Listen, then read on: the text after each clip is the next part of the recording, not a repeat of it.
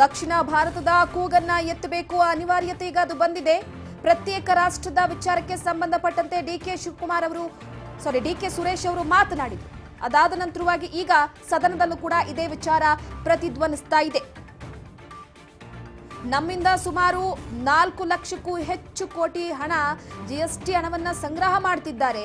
ಆದ್ರೆ ದಕ್ಷಿಣ ಭಾರತಕ್ಕೆ ಏನ್ ಕೊಡ್ತಾ ಇದ್ದಾರೆ ಎನ್ನುವ ಪ್ರಶ್ನೆಯನ್ನ ಕೂಡ ಮುಂದಿಟ್ಟಿದ್ರು. ನಮಗೆ ಇದರಲ್ಲಿ ಅನ್ಯಾಯ ಆಗ್ತಾ ಇದೆ, ಸರಿ ಮಾಡಿಲ್ಲ ಅಂದ್ರೆ ಖಂಡಿತವಾಗ್ಲೂ ಕೂಡ ದಕ್ಷಿಣ ಭಾರತದವರು ಪ್ರತ್ಯೇಕತೆಯ ಕೂಗನ್ನ ಎತ್ತಬೇಕಾಗುತ್ತೆ ಅಂತ ಡಿಕೆ ಸುರೇಶ್ ಅವರು ಹೇಳಿಕೆಯನ್ನ ನೀಡಿದ್ರು. ನಿನ್ನೆ ನಿರ್ಮಲಾ ಸೀತಾರಾಮನ್ ಅವರು ಕೇಂದ್ರ ಸರ್ಕಾರದ ಮಧ್ಯಂತರ ಬಜೆಟ್ ಅನ್ನ ಮಂಡಿಸಿದ್ರು. ಚುನಾವಣೆ ಬಜೆಟ್ ಅಂತಾನೆ ಬಿಂಬಿತವಾಗಿದ್ದಂತಹ ನಿರೀಕ್ಷೆಗಳನ್ನ ಎಲ್ಲೋ ಒಂದು ಕಡೆ ಹುಸಿಗೊಳಿಸುವಂತ ಭವಿಷ್ಯದ ಮುನ್ನೋಟ ಬಜೆಟ್ ಅಂತ ಮಂಡಿಸಿದ್ದಾರೆ ಎನ್ನುವ ವಾಗ್ದಾಳಿಯನ್ನ ಕೂಡ ಡಿಕೆ ಸುರೇಶ್ ಅವರು ನಡೆಸಿದ್ರು. ಅದ್ರ ಜೊತೆಗೆ ಪ್ರತ್ಯೇಕ ರಾಷ್ಟ್ರದ ಕೂಗನ್ನ ಕೂಡ ಎತ್ತಿದ್ರು. ಜನರ ದಾರಿ ತಪ್ಪಿಸುವಂತ ಬಜೆಟ್ ಇದು ಅನ್ನುವ ಮಾತನ್ನ ಬಜೆಟ್ ಕುರಿತಂತೆ ಮಾಧ್ಯಮಗಳಿಗೆ ಪ್ರತಿಕ್ರಿಯೆಯನ್ನ ನೀಡಿದ್ರು. ಕೇಂದ್ರ ಸರ್ಕಾರ ಇವತ್ತಿನ ಬಜೆಟ್ನಲ್ಲಿ ಅವರವರ ಚುನಾವಣಾ ಪ್ರಚಾರದ ಹೇಳಿಕೆಗಳು ಮಾತ್ರ ಕೇಳಿಸ್ತಾ ಇವೆ, ಮಧ್ಯಂತರ ಬಜೆಟ್ ಅಲ್ಲ ಅಂತ ಹೇಳಿಕೆಯನ್ನ ನೀಡಿದ್ರು. ಆದ್ರೆ ಇದೇ ವಿಚಾರಕ್ಕೆ ಸಂಬಂಧಪಟ್ಟಂತೆ ಪ್ರಹ್ಲಾದ್ ಜೋಶಿ ಸೀತಾರಾಮನ್ ಅವರು ಕೆಂಡ ಕಾರಿದ್ದಾರೆ. ಡಿಕೆ ಸುರೇಶ್ ವಿರುದ್ಧ ಕ್ರಮಕ್ಕೆ ಮುಂದಾಗಬೇಕು ಎನ್ನುವ ಮಾತನ್ನ ಹೇಳ್ತಾ ಇರುವಂಥದ್ದು. ಬೆಲೆ ಹೆಚ್ಚಳ, ಆರ್ಥಿಕ ಸರ್ವೆ ಬಗ್ಗೆ ಯಾವುದೇ ರೀತಿ ಮಾಹಿತಿಯನ್ನ ನೀಡಿಲ್ಲ. ದೇಶದ ಅಭಿವೃದ್ಧಿ ಬಗ್ಗೆ ಮಾಹಿತಿ ಸಿಕ್ಕಿರೋದು ಕೂಡ ಅದನ್ನು ಮುಚ್ಚಿಟ್ಟಿದ್ದಾರೆ. ತೆರಿಗೆ ವಿಚಾರದಲ್ಲೂ ಕೂಡ ಯಾವುದೇ ರೀತಿ ವಿಚಾರಗಳನ್ನ ಸರಿಯಾಗಿ ಮಂಡಿಸಿಲ್ಲ ಅನ್ನುವ ಮಾತನ್ನು ಕೂಡ ಹೇಳಿದ್ರು. सर, मैं कल कांग्रेस के एक सदस्य, इस सदन के एक सदस्य और कर्नाटक के उप मुख्यमंत्री का भाई भी है श्री डीके सुरेश, मीडिया के सामने एक स्टेटमेंट दिया है और स्टेटमेंट देते हुए देश का विभाजन का बात की है। तो इस रेवेन्यू और बजट अलोकेशन का झूठा बेस बनाते हुए देश का विभाजन का जो बात उन्होंने जो की है, मैं घोर निंदा करता हूं और खंडन करता हूं। इस एक कांग्रेस का नेता ने संविधान का भी अपमान किया है। देश का विभाजन लेकर कांग्रेस का ये परंपरा अभी भी बरकरार है।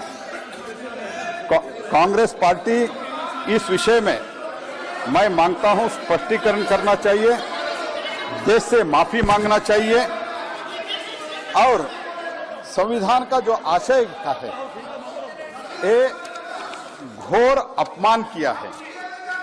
मैं अध्यक्ष जी से मांग करता हूं और निवेदन करता हूं कि इस मामले को जिस संविधान के ऊपर उन्होंने और हम सब लोगों ने शपथ लेते हैं, उस संविधान का अपमान किया है, घोर अपमान किया है। इसलिए मैं आपसे निवेदन करता हूं, कृपया इस विषय को एथिक्स कमेटी में भेजिए। और मैं कांग्रेस को पूछना चाहता हूं कि आपका रुख क्या है, इसमें आपका रवैया क्या है? आप उसके इस स्टेटमेंट के साथ है? अगर साथ नहीं है तो मैं कांग्रेस में मांगता हूं उनके ऊपर एक्शन लिया जाए और उसके साथ जिन्होंने अपमान किया है उसके ऊपर एक्शन लिया जाए और कांग्रेस इसके बारे में माफी मांगना चाहिए। देश तोड़ने का बात जो है ये कभी भी देश स्वीकारता नहीं जी। दक्षिण भारत के एक सेपरेट देश के मांग उन्होंने किया है, लेकिन मैं बोलना चाहता हूं, मैं भी दक्षिण भारत से आता हूं, जयशंकर जी भी इधर बैठे हुए दक्षिण भारत से आता है। हम भारत के अखंडता में पूरा निष्ठा रखते हैं, उसमें कोई सवाल नहीं है। पूरा देश एक है ये तो हम मानते हैं और इसलिए मैं सोनिया गांधी जी से मैं मांग करता हूं वो माफी मांगना चाहिए और एक्शन लेना चाहिए। और बार बार मैं आपको यही आग्रह करता हूं, ये जो शपथ लिया है शपथ का उल्लंघन हुआ है। इसके कारण शपथ का उल्लंघन है। जो डॉक्टर बाबा साहेब भीमराव अंबेडकर रचित संविधान के ऊपर हमने जो शपथ लेते हैं उस शपथ का अपमान किया है। एक तरफ बाबा साहेब अंबेडकर का भी अपमान किया है। तो इसीलिए मैं आपसे निवेदन करता हूं एथिक्स कमेटी को भेजिए। और दूसरी बात, कांग्रेस को मैं पूछना चाहता हूं, बालू जी आप क्यों उठ गए हैं? मैं कांग्रेस के ऊपर आग्रह करना चाहता हूं, उसके ऊपर एक्शन ले जाइए, एक्शन लेना चाहिए। आप अगर एक्शन नहीं लेते हैं, देश ये मानते हैं आप भी देश टुकड़े टुकड़े करने में लगे हुए हैं, ऐसे देश मानते हैं। तो इसीलिए मैं सोनिया गांधी जी से मैं आग्रहपूर्वक मैं डिमांड रखता हूं, एक्शन लिया जाए और ಈಗಾಗಲೇ ಪ್ರಹ್ಲಾದ್ ಜೋಶಿ ಅವರು ಕೂಡ ವಾಗ್ದಾಳಿಯನ್ನು ನಡೆಸಿರುವಂತದ್ದು ಸದನದಲ್ಲಿ ಪ್ರತ್ಯೇಕ ರಾಷ್ಟ್ರದ ಕೂಗಿನ ವಿಚಾರಕ್ಕೆ ಸಂಬಂಧಪಟ್ಟಂತೆ ನೀವು ಡಿಕೆ ಸುರೇಶ್ ಅವರ ವಿರುದ್ಧ ಕ್ರಮವನ್ನು ಕೈಗೊಳ್ಳಲೇಬೇಕು ಅನ್ನುವ ಮಾತನ್ನು ಕೂಡ ಹೇಳಿದ್ದಾರೆ. ಅದರ ಜೊತೆಗೆ ಇನ್ನೊಂದೇನಪ್ಪ ಅಂತಂದ್ರೆ ಬಜೆಟ್ ವಿಚಾರಕ್ಕೆ ಸಂಬಂಧಪಟ್ಟಂತೆ ಯಾವಾಗಲೂ ಕೂಡ ಪ್ರತಿ ಬಾರಿ ಕೂಡ ಕೇಂದ್ರ ಸರ್ಕಾರದಿಂದ ಬಜೆಟ್ ವಿಚಾರವಾಗಿ ಆಗಾಗ ಅನ್ಯಾಯ ಆಗ್ತಾನೆ ಇರುತ್ತೆ. ದಕ್ಷಿಣ ಭಾರತದ ಕಡೆ ಅತಿ ಹೆಚ್ಚು ಗಮನವನ್ನ ಹರಿಸೋದೇ ಇಲ್ಲ ಪ್ರತಿ ಬಾರಿ ಕೂಡ. ಆದ್ರೆ ನಮ್ಮ ರಾಜ್ಯದಿಂದ ಹೋಗ್ತಾ ಇರುವಂತಹ ತೆರಿಗೆಯನ್ನ ಕೇಂದ್ರ ಸರ್ಕಾರ ಬಳಸ್ಕೊಳ್ತಾ ಇದೆ, ಎಲ್ಲೋ ಒಂದು ಕಡೆ ನಮಗೆ ಮೋಸವನ್ನ ಮಾಡ್ತಾ ಇದೆ. ಹೀಗೆ ಮುಂದುವರೆದ್ರೆ ನಾವು ಪ್ರತ್ಯೇಕ ದಕ್ಷಿಣ ಭಾರತದ ಕೂಗನ್ನ ಎತ್ತಬೇಕಾಗುತ್ತೆ ಎನ್ನುವ ಮಾತನ್ನು ಕೂಡ ಹೇಳಿದ್ರು. ಅದೇ ವಿಚಾರಕ್ಕೆ ಸಂಬಂಧಪಟ್ಟಂತೆ ದಕ್ಷಿಣ ಭಾರತದ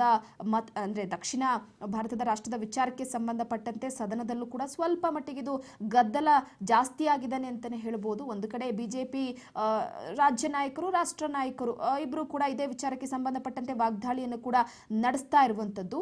ಎಲ್ಲೋ ಒಂದು ಕಡೆ ಡಿಕೆ ಸುರೇಶ್ ಅವರು ಕೂಡ ಅಂದ್ರೆ ಒಂದು ಕಡೆ ರಾಜ್ಯದಿಂದ ಅಷ್ಟು ಜನ ಸಂಸದರನ್ನ ಕೇಂದ್ರಕ್ಕೆ ಕೊಟ್ಟಿದ್ದೀವಿ, ಆದರೆ ಅಭಿವೃದ್ಧಿ ವಿಚಾರದಲ್ಲಿ ಸರಿಯಾದಂಥ ರೀತಿಯಲ್ಲಿ ಕೇಂದ್ರದಿಂದ ರೆಸ್ಪಾನ್ಸ್ ಸಿಗ್ತಿಲ್ಲ ಅನ್ನುವ ಮಾತನ್ನ ಕೂಡ ಕೇಳಿ ಬರ್ತಾ ಇತ್ತು. ಆ ಹಿನ್ನೆಲೆಯಲ್ಲಿ ಡಿಕೆ ಶಿವಕುಮಾರ್ ಅವರು ಬಜೆಟ್ ಮಂಡಿದ ತಕ್ಷಣವೇ ತಮ್ಮ ಒಂದು ಹೇಳಿಕೆಯನ್ನ ಕೂಡ ನೀಡಿದ್ರು.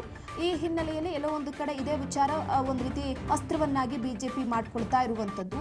ಅವರಿಗೆ ಅವರ ವಿರುದ್ಧ ಕ್ರಮ ಕೈಗೊಳ್ಳಬೇಕು ಅಂತ ಆಡಳಿತಾರೂಢ ಬಿಜೆಪಿ ನಾಯಕರ ಪ್ರಶ್ನೆಗಳಿಗೆ ಒಂದು ರೀತಿ ಖರ್ಗೆ ಕೂಡ ಈಗ ಉತ್ತರವನ್ನ ಕೊಟ್ಟಿದ್ದಾರೆ. ಇದೇ ವಿಚಾರಕ್ಕೆ ಸಂಬಂಧಪಟ್ಟಂತೆ ರಾಜ್ಯಸಭೆಯಲ್ಲಿ ಪ್ರತ್ಯೇಕ ರಾಷ್ಟ್ರದ ಕೂಗಿನ ವಿಚಾರಕ್ಕೆ ಸಂಬಂಧಪಟ್ಟಂತೆ ಮಲ್ಲಿಕಾರ್ಜುನ ಖರ್ಗೆ ಅವರು ಕೂಡ ಬಿಜೆಪಿ ನಾಯಕರ ಪ್ರಶ್ನೆಗೆ ಉತ್ತರವನ್ನ ಕೊಟ್ಟಿದ್ದಾರೆ. ಇಲ್ಲಿ ಮಾತನಾಡಲೇಬೇಕಾಗುತ್ತೆ, ಯಾಕಂದ್ರೆ ಈಗ ಒಂದು ಕಡೆ ರಾಜ್ಯಸಭೆಯಲ್ಲಿ ಯಾಕೋ ಒಂದು ವಿಚಾರವನ್ನ ಹಿಡಿದುಕೊಂಡ್ರೆ ಅದನ್ನ ಕೈ ಬಿಡುವ ಹಾಗೆ ಕಾಣೋ ಹಾಗಿಲ್ಲ. ಡಿಕೆ ಶಿವಕುಮಾರ್ ಅವರ ವಿಚಾರ ಅತಿ ಹೆಚ್ಚಾಗಿ ಗಂಭೀರವಾಗಿ ಬಿಜೆಪಿ ಕೂಡ ಪರಿಗಣಿಸಿದೆ. ಇದೇ ವಿಚಾರಕ್ಕೆ ಸಂಬಂಧಪಟ್ಟಂತೆ ಈಗ ಮಲ್ಲಿಕಾರ್ಜುನ್ ಖರ್ಗೆ ಅವರು ಕೂಡ ಮಾತನಾಡಿದ್ದಾರೆ, ನೋಡೋಣ ಬನ್ನಿ. तो मैं दो ही शब्द बोला कि एक तो सदस्य नहीं है, दूसरा उन्होंने मैं सुना कि आज के टीवी में कि उन्होंने कहा मैं ये नहीं किया हूं। अगर किया है तो प्रिविलेज को वहां पर भेजने दो, वो करने दो। तीसरी बात बोलता हूं, अगर कोई भी देश को तोड़ने की बात किया हम कभी सहन नहीं करेंगे, चाहे वो किसी पार्टी का हो, चाहे मेरे पार्टी का हो, चाहे उनके पार्टी का हो, चाहे और किसी के। इस देश को एकता रखने के लिए कोई कहे या नहीं कहे, मैं खुद मल्लिकार्जुन खड़गे होके कहूंगा, कन्याकुमारी से लेकर कश्मीर तक हम एक है, एक रहेंगे, एक देश रहेंगे। इसीलिए इंदिरा गांधी अपनी जान दी और राहुल गांधी जी अपना राजीव गांधी जी बोला, I am sorry, can withdraw it.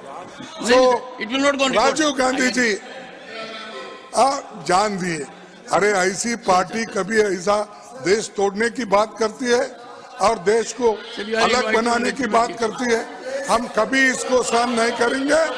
लेकिन जो चीज उन्होंने नहीं बोले, नहीं कहे, प्लीज सर। तो मैं दो ही शब्द बोला कि एक तो सदस्य नहीं है, दूसरा उन्होंने मैं सुना कि आज के टीवी में